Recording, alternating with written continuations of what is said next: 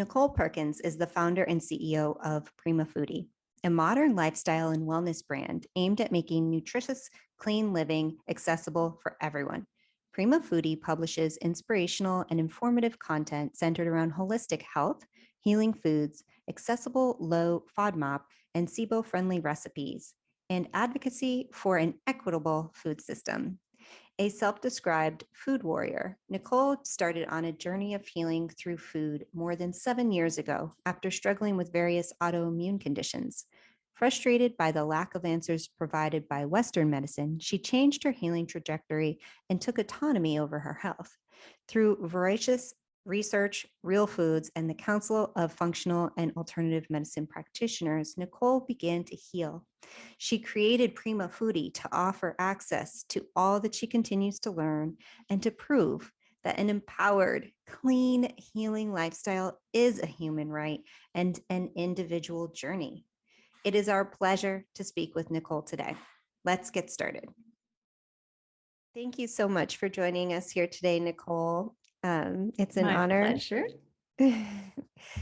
And so before we get started, I always like to talk a little bit about your path before I dive too deep into the questions about your mission.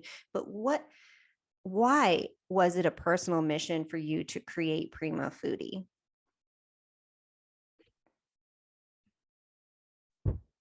I think it's two reasons. One was I struggled for so long on my own, and I thought there must be some reason, there must be something good that can come out of this.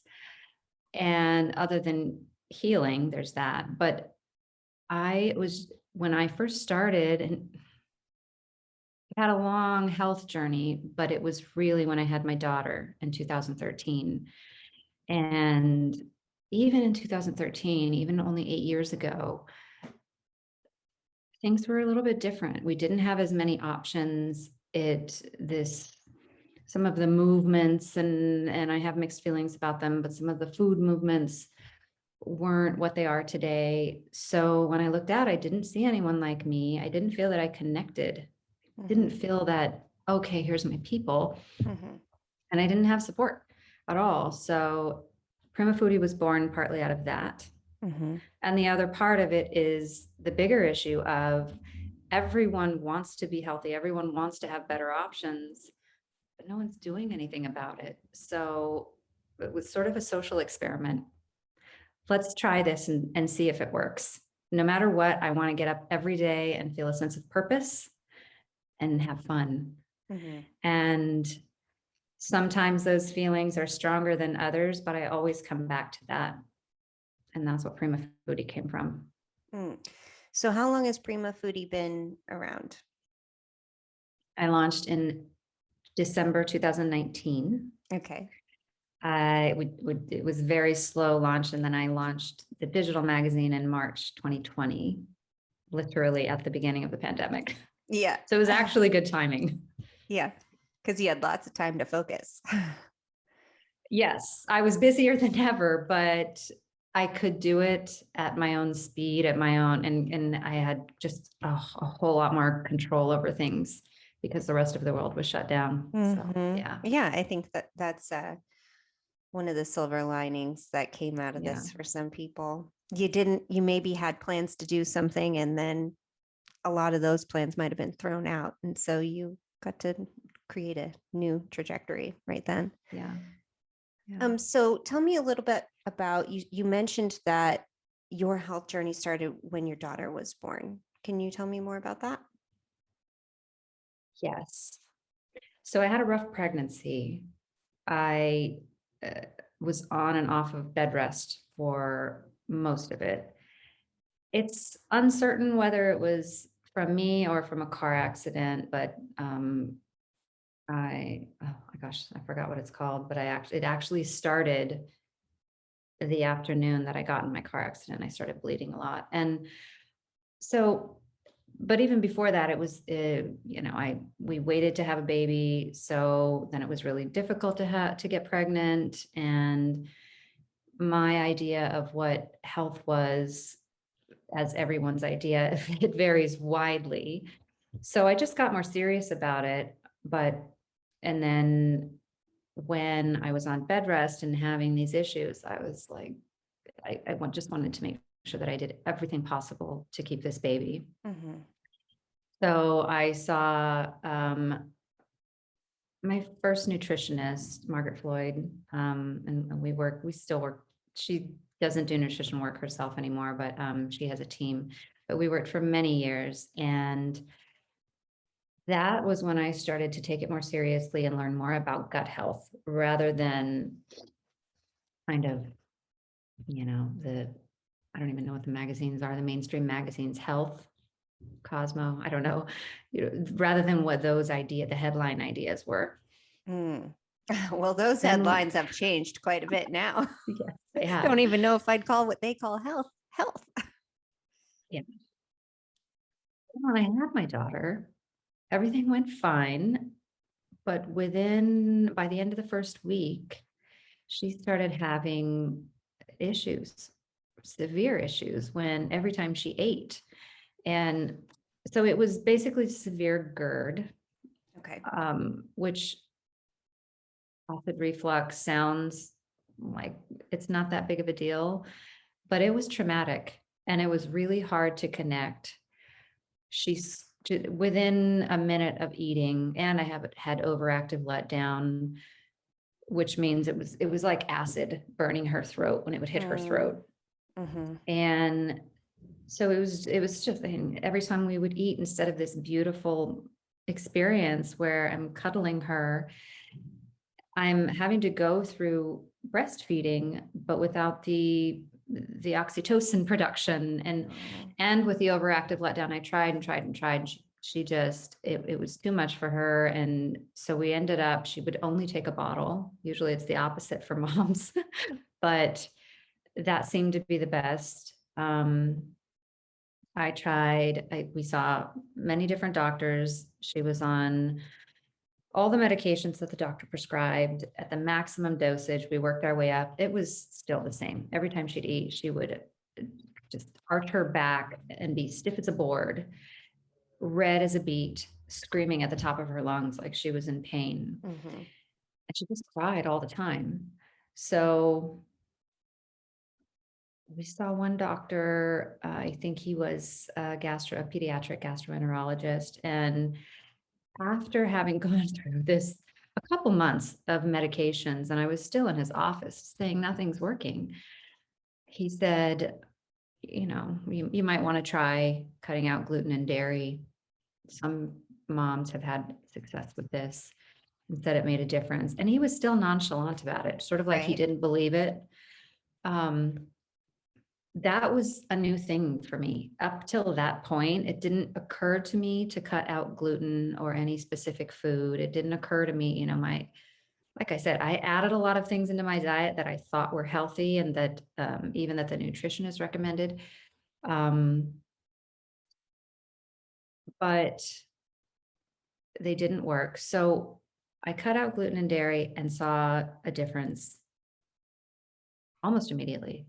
I think it was very, very minor that first day, but within 3 days, I started noticing a difference, and it got better and better every single day, noticeable. So within 2-3 weeks, she was like a different child. Oh, wow. Were you able to nurse again? I nursed, no, not on the breast. I breastfed, I pumped. Oh, that's so hard. I've After had to that do first that too. month, I did it for 7 months exclusively. And maybe I could have given up sooner. Maybe I could have tried other things, but I was so exhausted and depressed. Yeah. Honestly, by then it was sad. And I was still determined, I am not giving my daughter formula. And at that point, I've heard that you could get other options now. I didn't even know that some moms can buy breast milk. That's a thing too. Yeah. So I just, at the time, I felt like, what am I going to give her? Most of these products have dairy. The only one I could find that didn't have dairy was so loaded with sugar. and like 20 other ingredients. I just thought, I don't want to do this. So I stuck it out. Mhm. That was really the beginning of it. And then we waited a little bit longer to put her on solid foods. I went really slowly just because of all of her issues, and I didn't want her to regress. And during that 7 months, I did experiment. I brought back dairy. I brought back gluten separately just to experiment and see, because it was a big lifestyle change for me. Yeah. And within an hour, 45 minutes to 3 hours, she would be screaming again. She would have the most horrible diaper rashes. It was, I just can't imagine any adult having something like that. So Mhm. it was really obvious this isn't working. So when I reintroduced, when we went on solids, I introduced everything very slowly, and I had to stick to that diet and basically learn how to cook. Up until that point, I was a functional cook, but not really. I had to learn how to cook because there weren't store-bought options available for her, not good ones. There are so many more now in our grocery stores, and our more boutique-y health food stores like here in LA. But back then, I basically had to make everything from scratch. So this started a whole new lifestyle for us, Wow. learning to cook. And then while we were doing that work, we brought back some foods, and very early on, we brought in raw. We only did raw dairy. She tolerated that better, but it was still problematic. So we had so many issues that we finally started. I had tests. She worked with Margaret as well. And so then I had both of us to deal with our gut issues.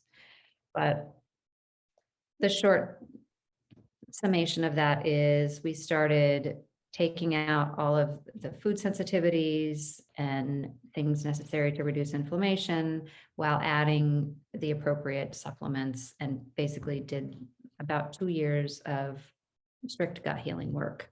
Yeah.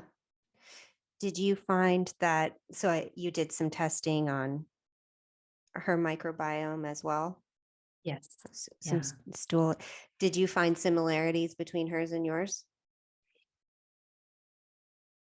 Interestingly, I don't know, Mm-hmm. but we did have very different situations. I mean, she had extreme inflammation, Mm-hmm. and over time she had developed food sensitivities to random things, even like strawberries. So we just cut those out for about 6 months. Everything that was in the red zone, we cut out for about 6 months. Cut out dairy and gluten entirely by that point. I mean, she hadn't had gluten, but dairy she did. Mm-hmm. Yeah, I'm not sure. So where did I know you worked with a nutritionalist, and you said that she was amazing, but at some of the things it sounded like you had to learn elsewhere. Where did you learn about who started teaching you or directing you, or where'd you start learning about raw dairy even? Yeah. It sounded like you went from just being a basic cook in the kitchen to needing to learn about food. And I know where it came into my world by someone telling me to buy a certain book by Sally Fallon. Yeah. But where did it come in? How did it come up for you? Well, my nutritionist did tell me, no, actually, Margaret was on maternity leave when I was pregnant, first learned about raw milk, but it was somebody that was working with her. Oh gosh, I'm so sorry, I forgot her name. But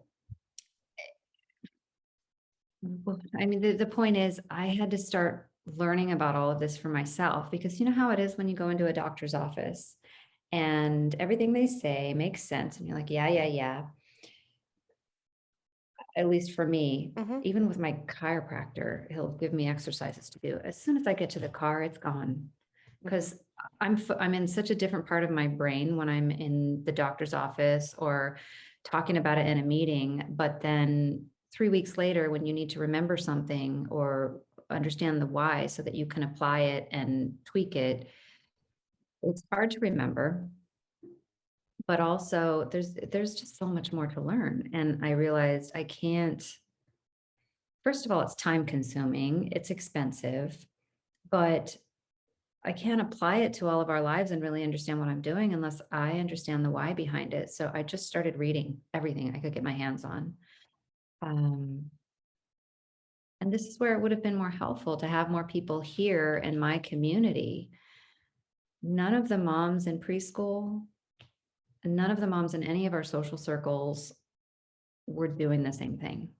I feel that deeply. They might be gluten-free and trying to diet, gluten-free because they read that it was healthy without understanding the why. And this isn't a criticism. This is just, we only have so much time. So we're going to focus on what we need to at that moment, right? Mhm. But all of the moms were saying that they wanted to be healthy, but it just wasn't happening. It was not on their radar. So I had to do it myself. Mhm. Did you I assume you have community now. Did you, where did you find it? I feel that too myself. We move a lot, as I've told you before, and it can be hard to find your people. Yeah.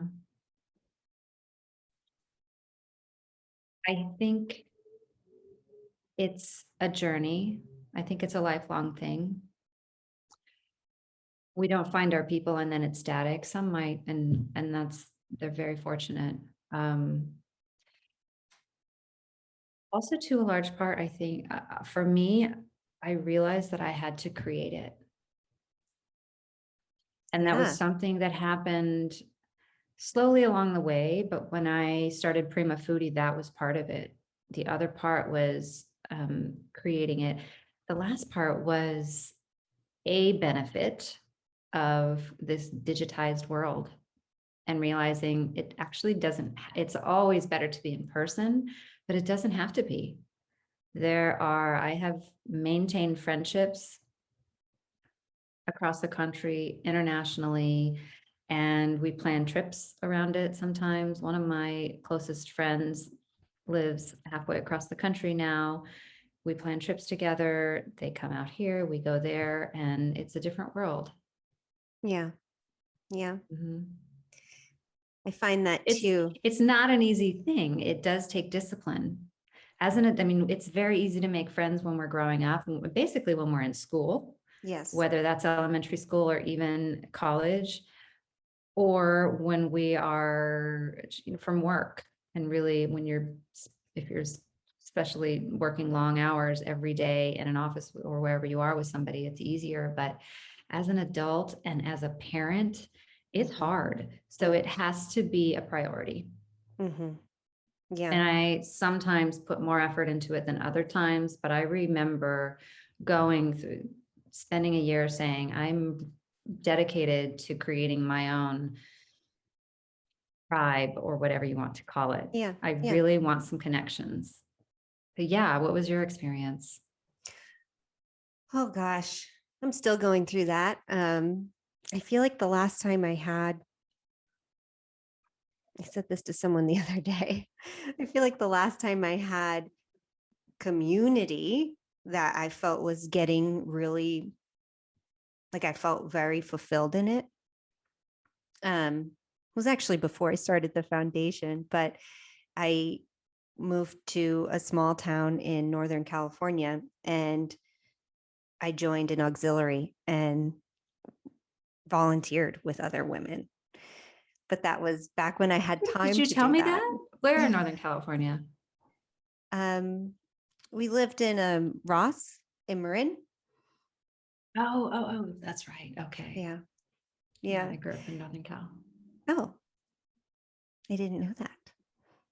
A little inland. Oh, okay. Yeah. Outside of Placerville. Well, yeah. So since moving from there though, and moving again, I think it can be hard, especially as a working mom. And I love the digital community.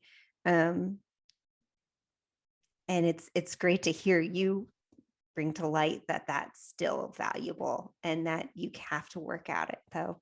But there are all these people listening and following and commenting, and they're my friends. You know what I mean? Yeah. Yeah. So even though they don't live here with me in Kansas City, it's community. And I've heard that from other parents. We have a lot of parents who maybe are going through really stressful times right now. They've received difficult diagnosis after difficult diagnosis for their children, and some of them are very young still. And it can be very isolating. And they're dealing with a lot. And gosh, as I remember as a special needs parent, when my son was alive, my life at that time during that period revolved around therapy.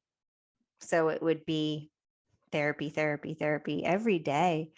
And other than that, and just taking care of my kids, it's not like I went out. Yeah. But thank goodness for the digital communities that have been created, like yours, for your tribe, and others that have been created for lots of specific conditions online. Yes, absolutely. As much as Instagram can be a wild and scary place, there are a lot of positives to it. Yes. Well, fair point. I have a strong social media presence, but I am very, very cautious and controlling with how I consume. I'm very aware of how I consume it. It's a muscle. You can work it and you can flex it, but I am very aware of if something is starting to make me feel bad about myself, judgmental, any of these feelings that are not productive, I shut it down. I unfollow, I flip past it. I go on to check my DMs and respond to the people that are actually active and want to be part of that community. But I'm definitely very, very mindful of that. Yeah. Yeah. I think we all should practice a little bit more of that if any of us have fallen into that trap, which I have. Some people like to delete it and then re-download the app when they're ready. Or I've even heard about, and I haven't tried this, but you can have a screen time. I have a teenage daughter, and you can set up screen time for that app, but you can have someone else, this is usually for a parent, to have a code if you want more time. So it can be like your partner. And in order to get more time, you can't just click more time. That person has to grant you more time from there. Absolutely. Yeah, we're not there yet. And as far as my husband and I are both concerned at this point, we'll talk when she's 16. Yeah, it's fun.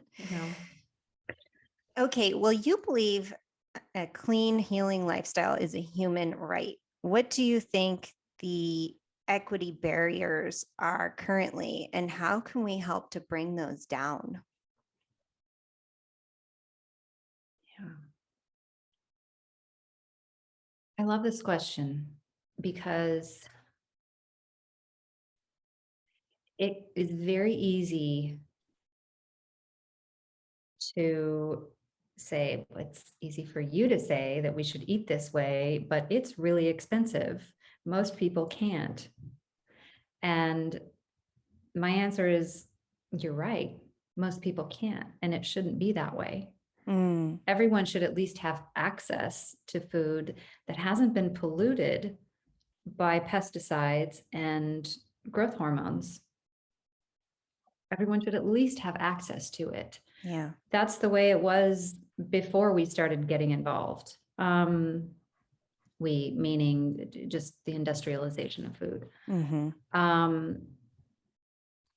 So that's one side of it. I mean, our government is still subsidizing corn, many things that are, I don't want to bash corn or any one crop Really? in Because particular. every time my husband brings home corn from Costco, which he seems to do all the time, I'm like, please don't do that. We do eat organic corn on occasion. It's hard to find. Yeah. Okay, sorry. Anyway, so no, that's okay. But so the fact that it's really easy and these things are subsidized, but I believe that we should, if we're going to be subsidizing anything, it should be the small farmers that are farming in a sustainable way, in a way that's not polluting our soil, ruining our topsoil, polluting our environment, but in a way that's responsible and making it sustainable long term. And I'm not making a statement on subsidies at all. My point is,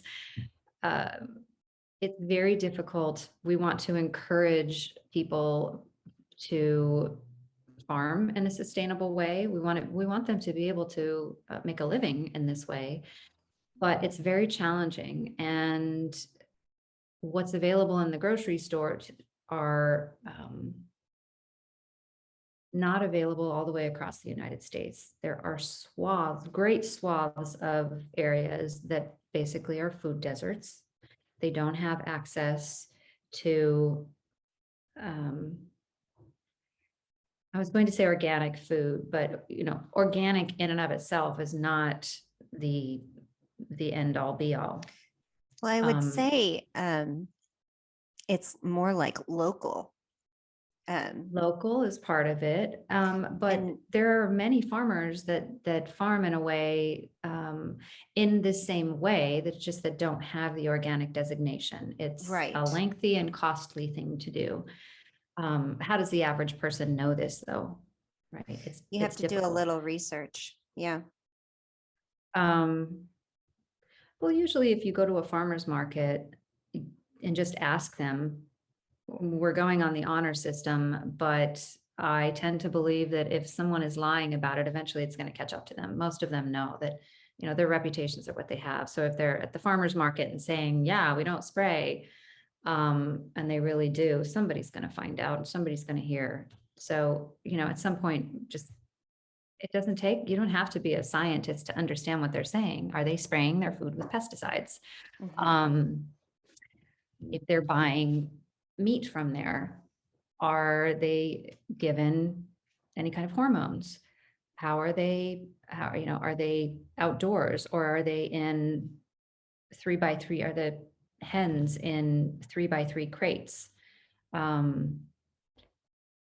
packed tight together?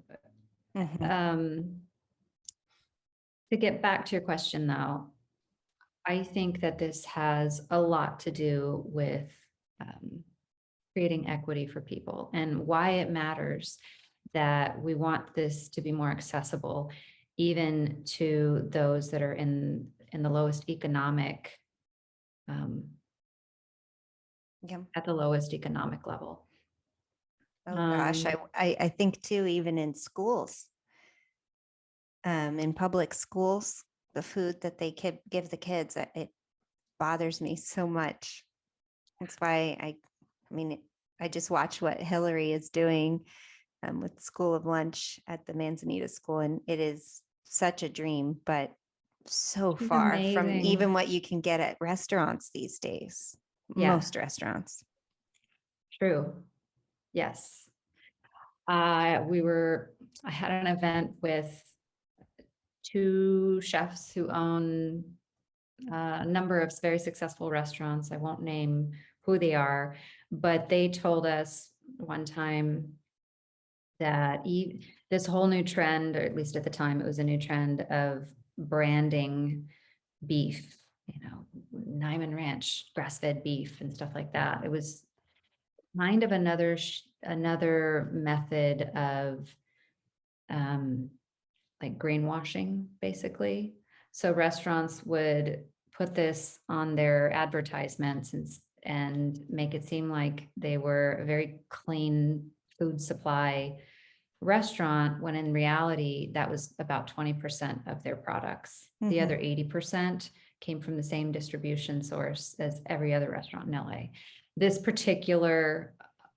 two particular restaurant owners said, we're different.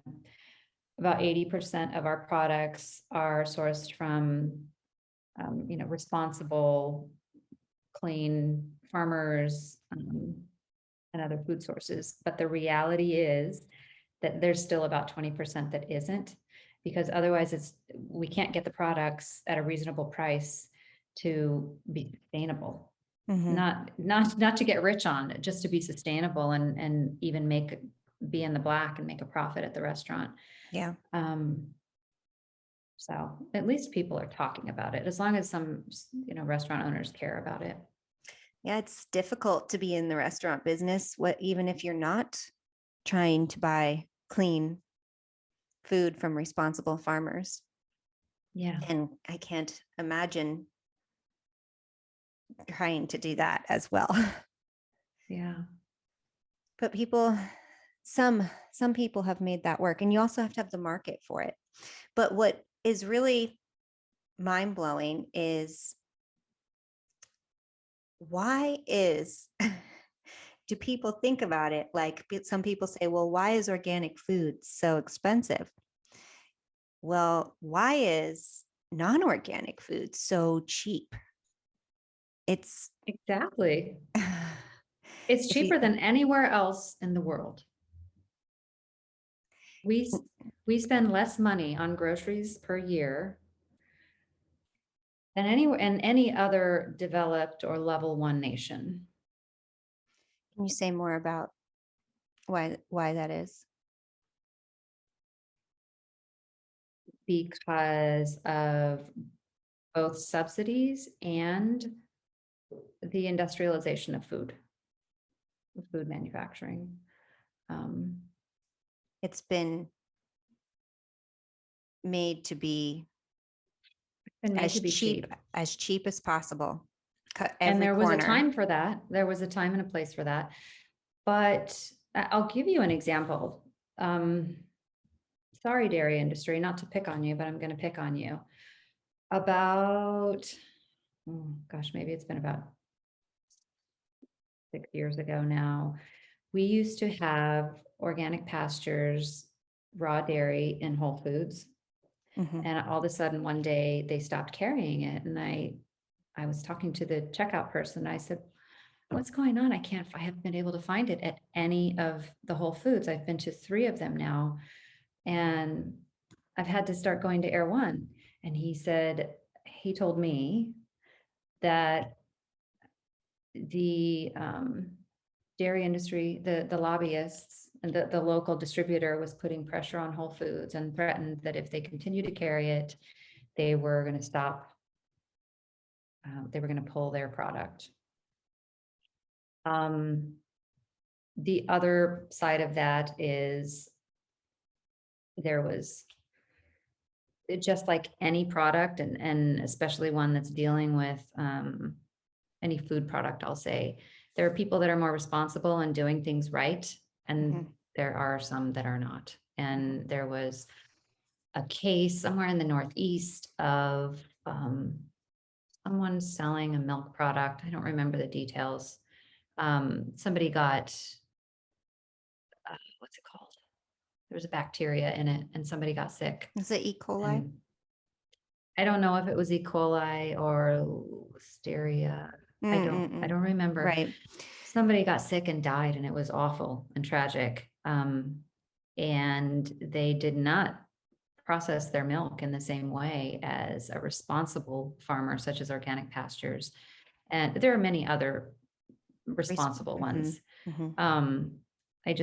Organic Pastures happens to be more local, and I've met the CEO and his son, and they really take a lot of pride and are very transparent. You can visit their facilities anytime you want. They welcome people. And whenever whenever a farmer does not want you to visit, or a food processor, that's when I would start to worry.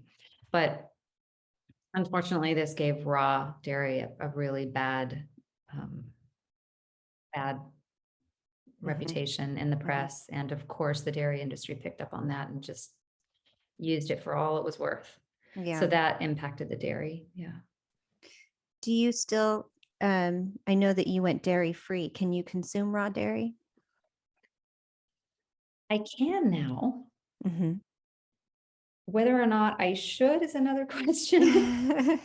I think it's one of those, I still don't eat gluten, because for me, with a history of autoimmune and thyroid issues, that's the first thing that one should cut out. I'm not a doctor, and I'm not making any medical recommendations for anyone, but every single doctor and practitioner I've spoken with and everything I've read has said that it's just extremely inflammatory. So I will never eat gluten. And thankfully I don't have to. It's so easy to now, and I know how to cook, and I think that I make better food than I would eat with gluten. But dairy is something that I did work back in after I did a lot of work. First healing SIBO, then healing leaky gut. I worked it back in. I don't have any extreme reaction to it, but it is still an inflammatory food for a lot of people. So, if I were having too much of a runny nose and, skin issues and all these things, I could probably cut it out. Oh, yeah. So can you share a little bit more about how you healed your leaky gut? And how you even have leaky gut? Because some people listening, I mean, I know that's a term that's been thrown around a lot, and might not fully understand what that is quite yet. Yes. And I will say that I don't even know that I've healed my own gut. It's a journey for me. So, but I still show up as allergic to a lot of things. So that tells me like maybe things are not perfect yet. Yeah, I think, well, and also it shares very similar symptoms to other sources, other issues. They're still very similar symptoms as with SIBO and any number of things. But the ultimate indicator is one is having an overactive immune response. And what leaky gut is, it's caused by some source of inflammation. Something is aggravating the gut lining. And over time, it starts to create, this is in very layperson terms, it starts to create holes in the gut lining. And what happens is when we eat, the food seeps through the gut lining and into the bloodstream, and it's not supposed to be there. Our food is supposed to stay in our gut. When it goes into our blood system and starts circulating through our body, the immune system recognizes a foreigner and immediately goes on high alert and attacking that. So basically it starts attacking our own bodies because it's trying to attack the food that's in our bloodstream. And that heightened immune response is unnecessary, but that's one of the ways that we're referring to inflammation, because it can be skin issues like eczema and psoriasis, rhinitis, both things that I have, psoriasis and rhinitis. And it's not just a runny nose, it's extreme reactions where you are highly sensitive to foods, smells, wind on your skin, cold and hot, and will start sneezing violently for 30 minutes straight. And then you're so stuffed up, it's hard to breathe for several hours. And when this happens on a regular basis, it can be really hard to live with, really annoying. Not life threatening, just annoying. But for many years I didn't do tests, and it's hard to, there actually is a leaky gut test.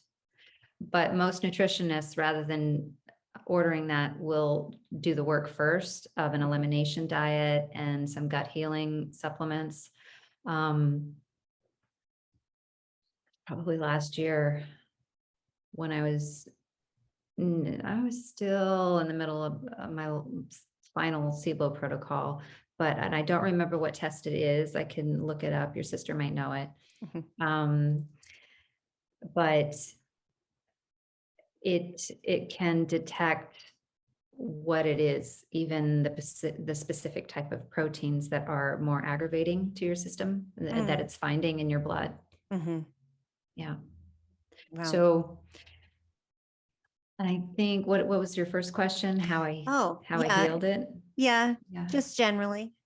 Yeah. I know a lot of, I've heard that the GAPS diet can do that. And I cook out of GAPS diet cookbooks, and I love eating that way because I feel it's just real food, nutritious food. I can't eat everything in there though. But because my body still shows up as allergic to things. So sometimes I'm like, I think I should try that, but I never have. So that's why I was curious. Yeah. I did this on the tail end of my SIBO diet, which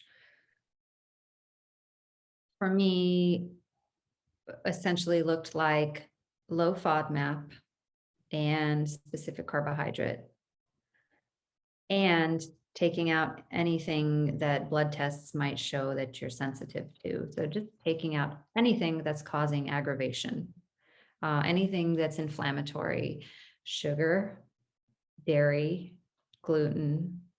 For me, I even took out grains because I noticed it was a noticeable and very, very fast difference when I took out grains.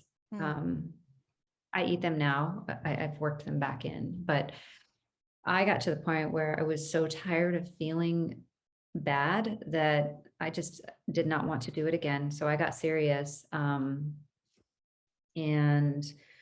Oops. I took all of those out, added in supplements, and continued that for most of what I did differently during the leaky gut protocol. It wasn't, I mean, it was sort of my own protocol, and it wasn't any regimen that I had to follow, but I stayed away from any inflammatory foods. I definitely stayed away from sugar, and I ate a lot of really rich gut healing foods like bone broth. In fact, I think when I first did this, I don't normally do cleanses. I did a cleanse for the first time in my life. I did the Owl Venice cleanse. And it worked for me just because I'm close, so I can pick it up. And I just heated it up and drank it. It's not all liquid. It has food in it, and you can add foods, but it was easiest. Any protocol that one does, I highly recommend making it as simple as possible so that you follow through with it and do it. Yeah. But yeah, bone broth. By that time, I could eat fermented foods again. So I started incorporating a lot of fermented foods back into my diet. Any kind of cultured veggies. You can ferment basically anything, as we learned during the School of Lunch Leader Academy, but they just have such highly probiotic beneficial bacteria. I did have some specific supplements. There are various powders and things that you can add to your drinks or capsules you can take.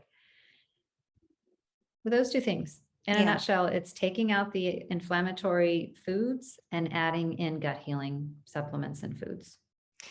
I want to pause really quick and go back to, you mentioned at that time you added fermented foods back in. Now, if someone might be just starting their healing journey and learning about nutritious food, you hear fermented foods are good for you and start adding them in all the time. Sauerkraut's great. Put it on the table all the time. I say that too. But there is some things that I learned right after my School of Lunch retreat. I came home and I had rashes all over me, like all over my neck. And I was like, what in the world is going on? I've been eating nothing but amazing food. So it sounds like you've had experience with not being able to tolerate fermented foods as well. Can you explain why that happens sometimes in some, you know, if someone has a fermented food and they notice rashes or whatever else you might have had an experience with, what they should do? Yeah, it's so frustrating when something that's supposed to be good for you is making your body worse. My situation in particular was because I had SIBO, which stands for small intestine bacterial overgrowth. Mm-hmm. And that happens when there is a certain kind of bacteria that's mostly in our large intestine, which is the lower area of our tract. And it's supposed to be there, and it's supposed to be in our colon, and it gets up into our small intestine. Number of reasons that there's a lot of research going into this, and they think that it can happen. There's a high correlation with food poisoning, also with a high fat, high sugar diet, also with eating too often, because our guts don't have an opportunity to go into peristalsis, which doesn't even start happening until about an hour and a half after you eat, and it needs to be on an empty stomach. So that's why when I was on a SIBO protocol, I had to really be strict with waiting 4 to 5 hours between meals and a good 12 to 14 hours at night, so that it's not the same as intermittent fasting.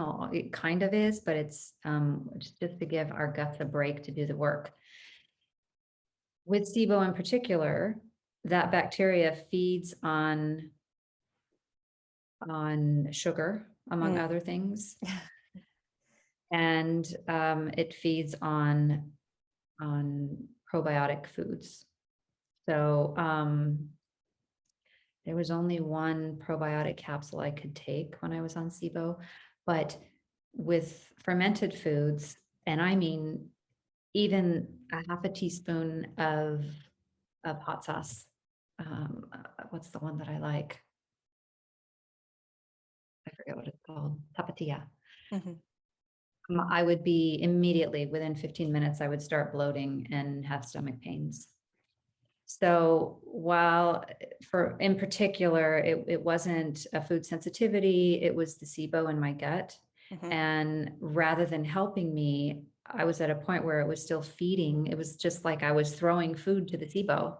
Yeah. So I had to cut out all probiotic foods and all fermented foods until I got rid of that, it's not that you're completely like eradicating the bacteria. It's just that you're getting it back into a state of symbiosis, a state of balance. Mm-hmm. Mm-hmm. And then I could work it back in. You mentioned, no, I think I pronounced this wrong the first time I heard you pronounce it. I don't know a lot about FODMAP. Is that how you pronounce it? Yes. We mentioned FODMAP and SIBO-friendly recipes in the introduction. Can you describe what those mean for our audience?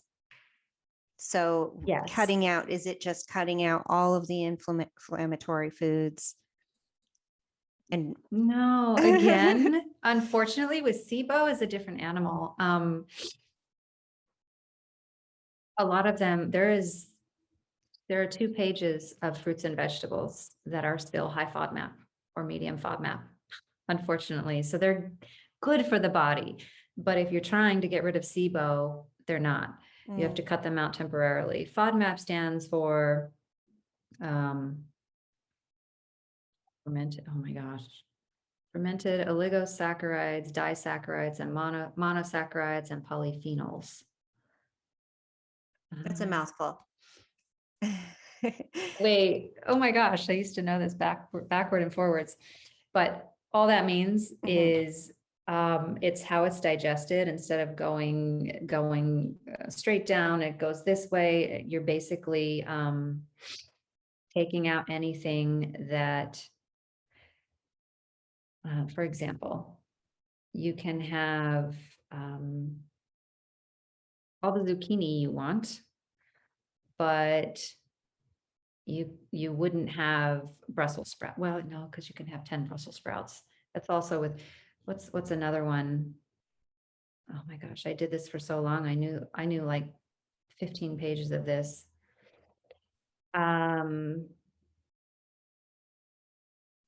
You have Cabbage, anything that's really fibrous. That's a macrobiotic, a prebiotic. That's what I was trying to think of. mhm.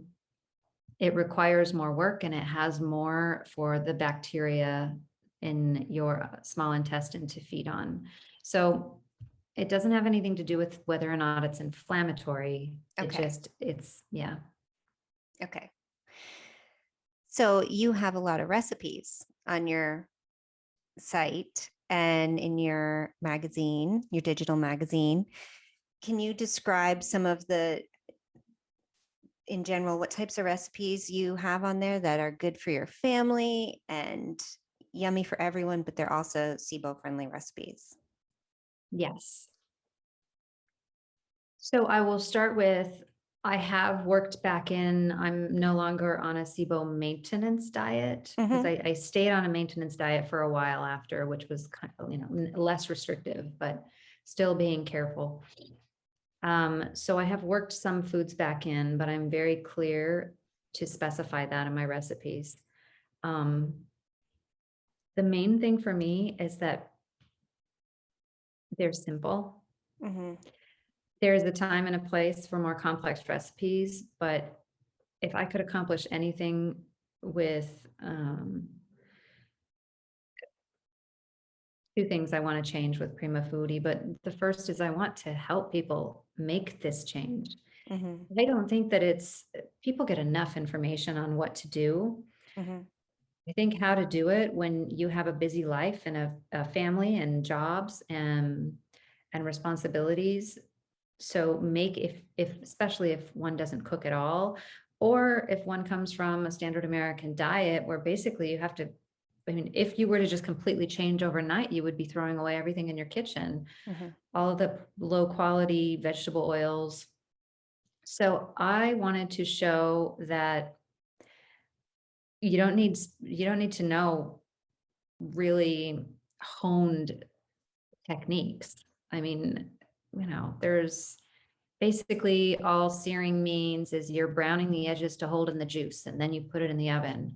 You don't need to have mad knife skills. You know, anybody can do it. So I wanted to show that, especially a lot of the things that I realized I was making and people around me would say, you should start a blog or show people how to do this. And I thought, actually, maybe this would be helpful because this was the hard part for me. If I had somebody showing me this when I was getting started, it would have been so much easier. So my recipes are simple, Mm-hmm. they are flavorful, and they don't have any aggravating ingredients Mm-hmm. for most people. But I You mean, feed them to, everybody is bio specific, bio individual. yeah, yeah. And you feed them to your daughter, your 8-year-old daughter. I do. I've never cooked separately. We never did the whole kids eat separate thing. Yeah. It's always been important to us to eat as a family, even if my husband's not home. My daughter and I set the table. That's actually always been her job, even when she was like toddling around. Mm-hmm. I wanted her to feel like she was a part of the process and make this a family thing. And so we Mm-hmm. eat together, and sometimes I eat family style. A lot of times we don't. Mm-hmm. Um, Sometimes she loves it. Sometimes she doesn't. I put healthy things on her plate. She can eat it or not, but if she's not making good choices, I will step in. She can't eat a whole plate of roasted potatoes and nothing else. Yeah, yeah. Yeah. I know. I think it's a little bit of what works for everyone. It's Yes. individual. For some people, letting their children make all the choices works really well for them. For me, it seems to work when I tell them they at least have to try everything on their plate. Or if they don't want to eat something, I'll say, well, it's the potatoes you don't have to eat. Or if there was gluten-free pasta that night, that's definitely something they don't have to eat. And I do a little bit of, I do offer treats on some nights, healthy treats. Mm-hmm. And they look Yeah. forward to that. I Yeah. feel that because I sometimes feel like I restrict so often. Well, I feel like that at least in this society that we live in. It seems like I'm going against what most people are doing. So I feel that I want to offer them tasty things when they come home or in their lunchbox, because it seems like the kids around them are getting all sorts of stuff that they can't have. They're getting So Lunchables and candy bars in their lunches. I mean, I know. And a dessert or a treat with everything. yes. It's And some parents believe that if you offer it every day, it makes it not a big deal and they learn moderation and maybe that works for them. mhm.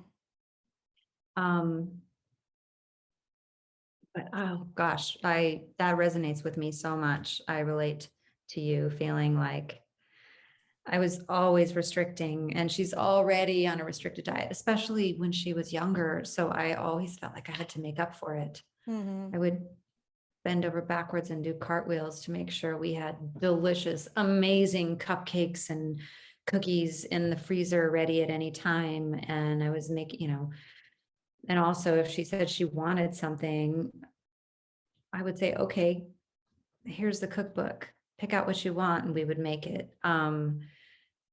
But even that can go overboard.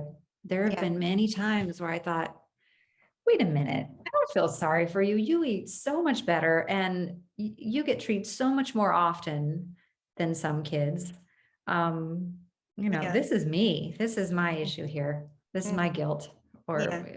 And so I would sort of reset. Well, so what role does mindset and even social psychology play in clean living? Let's dive into that. It seems that there has been backlash against extreme diets and standards recently. Yeah. Um, and I feel this Ooh, a lot because I don't feel that yes. I am being extreme. Right. I don't Mhm. either. Oh, yeah, this is a, such an important topic. First of all, I think that the social part and the psychological part of having a healthy food lifestyle, I hesitate to call it a clean lifestyle because it's kind of gotten overused, but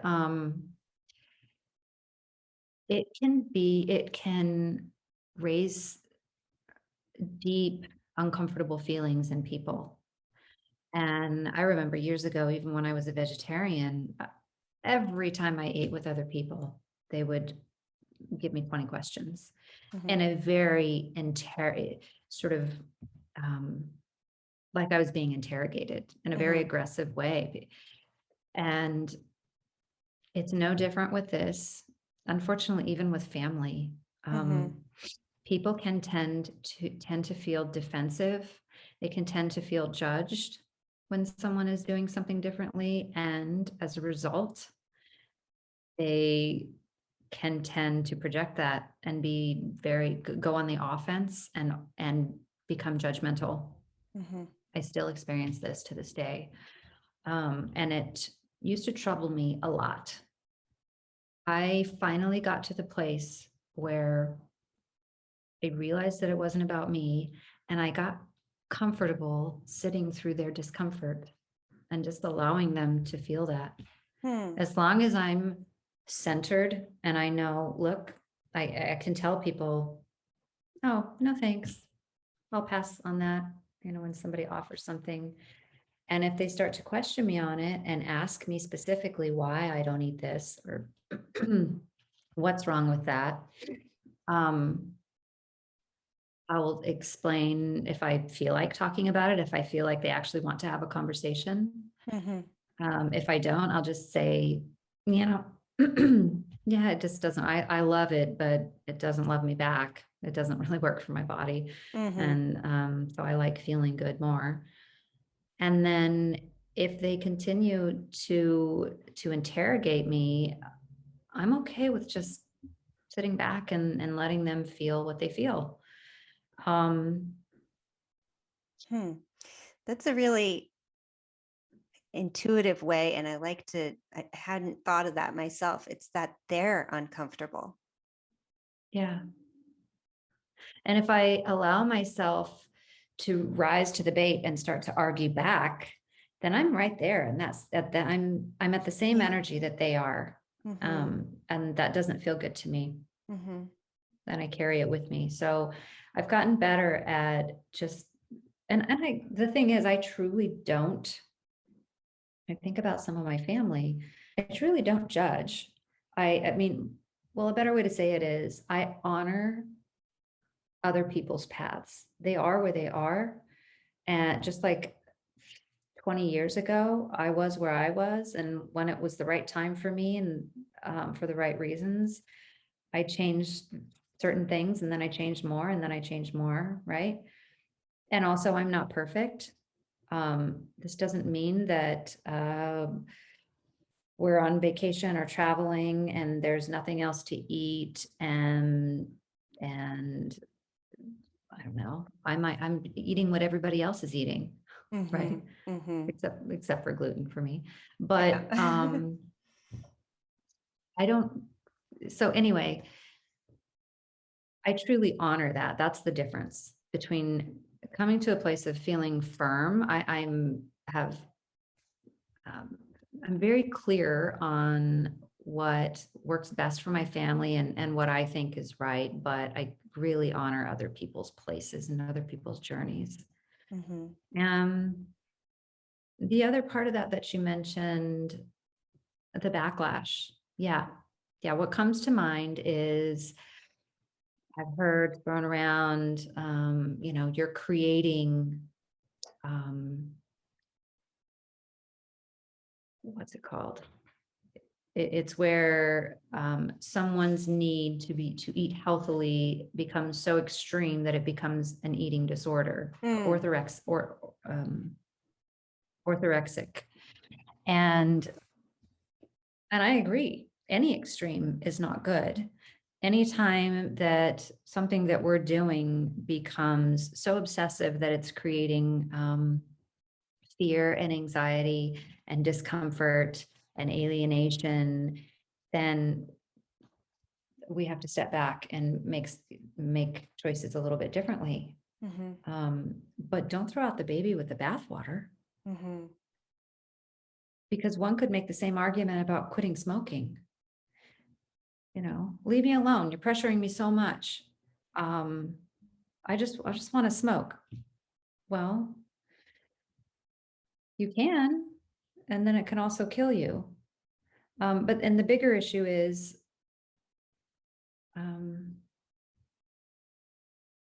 how is it ever going to change? Because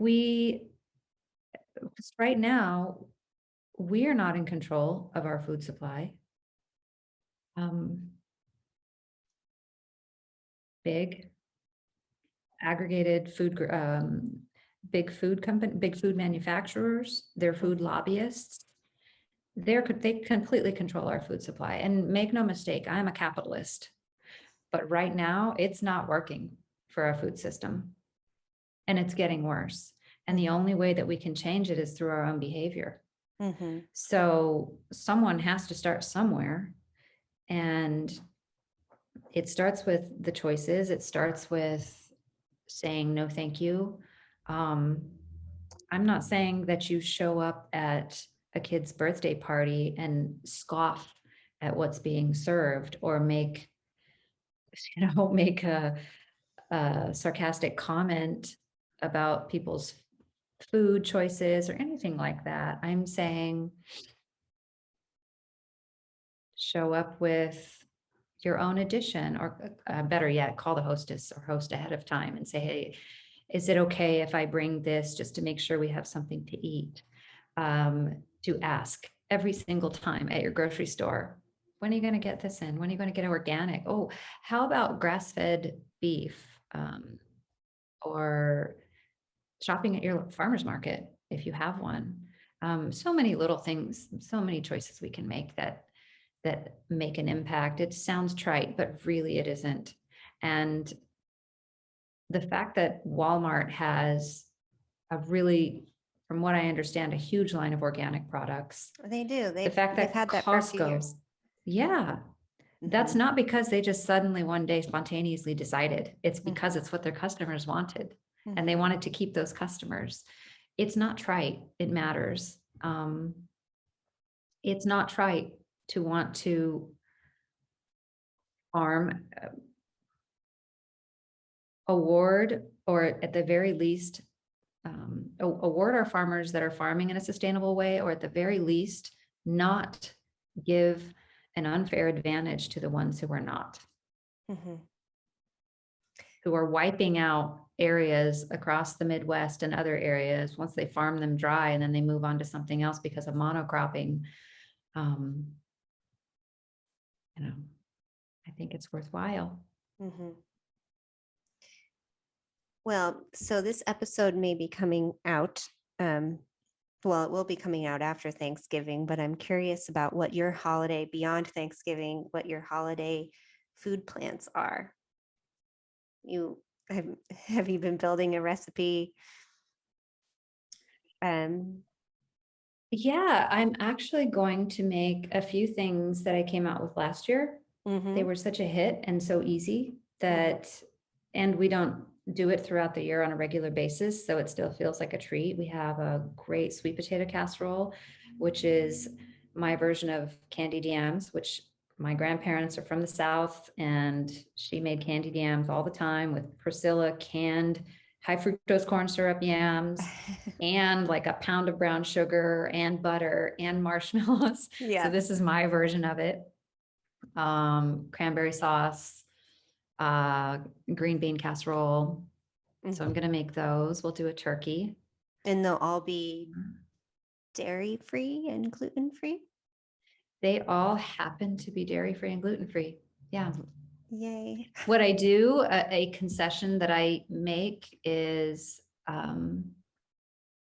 actually it depends on the pie. I'm not making a pie. There's so many other things to do that I um, choose to make it easy on myself. So I'll order one, Hmm. and I'll usually get a gluten-free one and a gluten one. Yeah. Yeah. There's a Yeah. lot of great places that are shipping baked goods now. Um, Yeah. What do you do? what am I doing? I usually cook everything because sometimes I'm with my family and we cook together. But if not, we've lived in different parts of the country and even spent the holiday with just our family, our immediate family. So I'm used to doing it myself, and or if it's my husband's family, I cook. But this year we're going to go to Alabama, and my parents will be there, and my husband's parents will be there. So my father will cook with me. He No, likes his fun. gluten and his dairy and all the things. He's an excellent cook, but he likes all those things. I did make him get an organic turkey. I think he picked it up at, or my sister picked it up for him at one of that place like Costco. I think it's called BJ's. It's in the east, on the East Coast. So they have Yeah. them there. He was telling me that they make Costco's putting out lots of organic things now, Mhm. turkeys included. Just Yeah. have to get them before everyone else does. But yeah, Yes, we ordered ours. I was considering the same thing with pie because there's a lot of things to do, especially if you're traveling. You already have so much to cook. A pie on top of that is just another thing. But you have probably a lot of places that you can pick up wonderful baked goods in LA. And I bet a I lot of them ship do. nationwide. Where are you going to be getting yours? Um, I don't know where we'll get our pie. A lot of Mhm. times, yeah, if I haven't made it, I had somebody else make it, but there are so many great places. Mhm. Sure, Sweet Laurel has one. She probably even has them at Air One a few minutes away. I mean, if I wanted, even Whole Foods, but there's so many good bakeries around here that carry gluten-free versions. Yeah.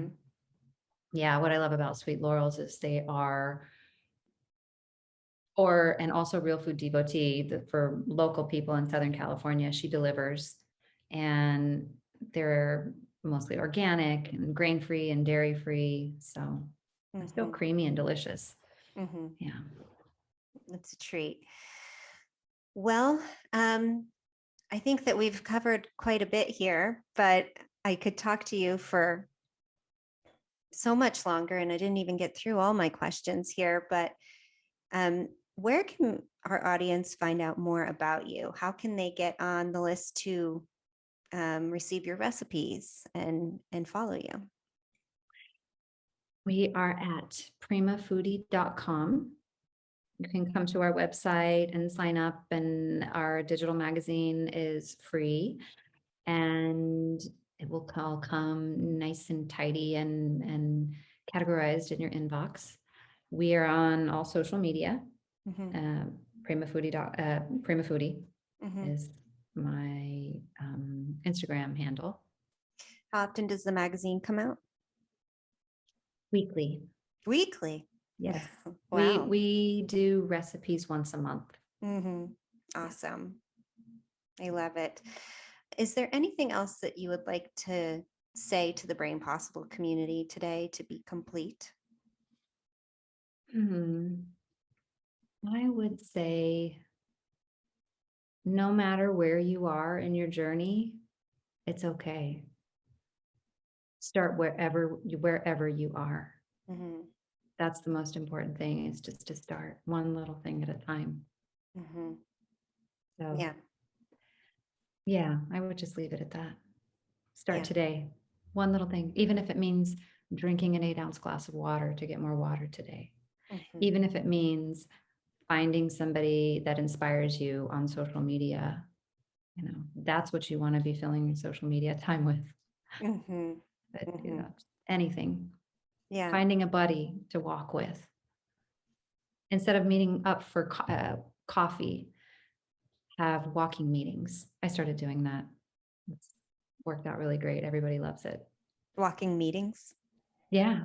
Instead of meeting for coffee or something, we'll just meet somewhere and walk for 30 minutes. Kind of amble. I love that. It's good to find your people. Yeah. Or your person. Doesn't have to be people. True. Yeah.